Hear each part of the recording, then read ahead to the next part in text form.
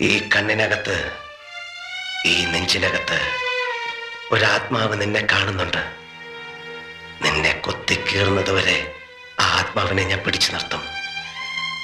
അതിനുശേഷം തുറന്നുവിടും.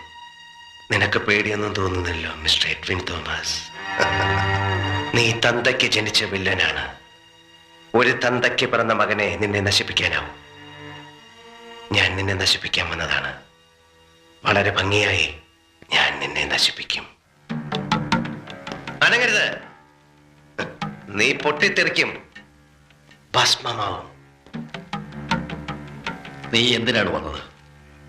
പറ, സത്യം പറ. നമുക്ക് വഴിയുണ്ടാക്കാം. ഞാൻ എന്തു വേണമെങ്കിലും തരാം. Yes, give me, give me.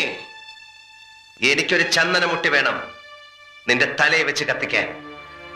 അതിനുശേഷം സ്വല്പം പെട്രോൾ.